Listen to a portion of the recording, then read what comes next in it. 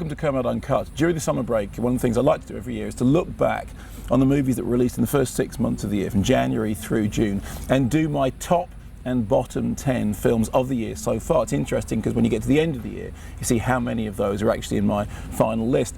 So I'm going to do that now, but just a couple of ground rules. Firstly, as always, what I've done is I've discounted movies that were in the awards season that were kind of shown last year as far as critics were concerned. So things like 12 Years a Slave, which actually opened here this year, I count as being last year. Same for Her and Dallas Buyers Club and Wolf of Wall Street, those kind of movies. Also, my list isn't absolute because there are some films that I haven't seen this year. Here are the notable omissions, because I haven't seen Calvary, which everybody tells me is great. Haven't seen Maleficent, I was off the week that came out. Haven't seen The Raid 2, haven't seen Locke. Haven't seen The Love Punch, which is a real sadness because I'm a big fan of Emma Thompson and in fact Pierce Brosnan, although I hear not great things about it, and A Million Ways to Die in the West. Now, any of those may or may not have featured in my top or bottom list, so this is a very personal list. It's my list. I kind of make the rules up, but hey, that's the way it is. If you don't like it, go somewhere else. Other blogs are available. So let's start off with the first half of my top 10 films of the year, from number 10 to number 6, the releases in the UK from January to June 2014.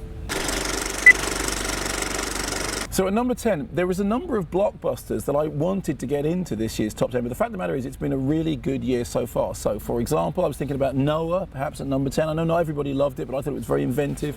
Really loved the score, and I was very pleased that Darren Aronofsky made the movie that he wanted to make. Transcendence was another film that nearly made it into the top 10, Wally Pfister's feature debut. I was a big fan of it. It had a very hard time in cinemas. Critics generally didn't like it so much, but I thought it was a really sort of fine and ambitious film, a film about ideas, a film which aimed high, even though perhaps didn't hit all of its targets.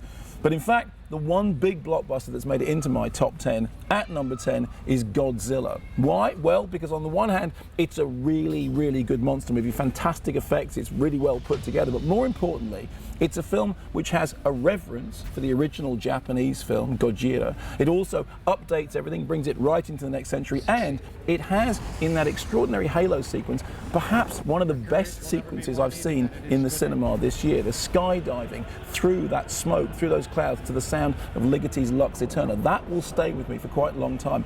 Also, of all the films I've seen this year, I know there are some that I've missed. I've seen Godzilla 3 times, and I've enjoyed it every time. At number 9, another film which perhaps I admire more for its ambition than for its total success, Jonathan Glazer's Under the Skin, an extraordinary adaptation of a very complex novel. Scarlett Johansson out on the streets of Glasgow as an extraterrestrial stalker.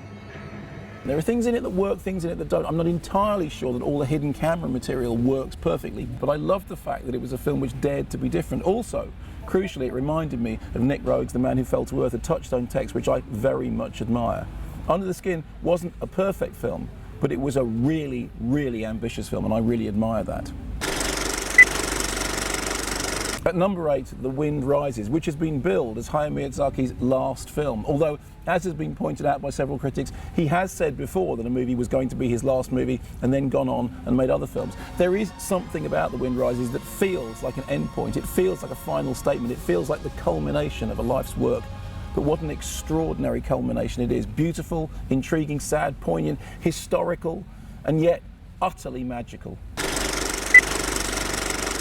At number 7, a very impressive low-budget work, Blue Ruin, an anti-revenge thriller, something which takes those narratives of Death Wish and Straw Dogs and turns them upside down. A wonderful central performance by Macon Blair, and a film which is somehow lean, mean, and utterly stripped to the bone. And at number 6, in my rundown of the top 10 films of 2014 so far, The Past, the new movie by Asghar Farhadi. A terrific central performance by Berenice Bejo, who of course caught everybody's attention so much in The Artist, but equally standout work from Tahar Rahim, who continues to be one of the genuine rising stars of modern cinema. The Past is one of those movies that deals with real people, with real situations, which makes you believe that cinema can be totally truthful and yet utterly engrossing. At number 6, in my rundown of the top 10 films of 2014 so far. So there we are, 10 to 6 in my best films of 2014 so far. Tune in for the next Kermode Uncut for numbers 10 to number 6 of my worst films of 2014 so far.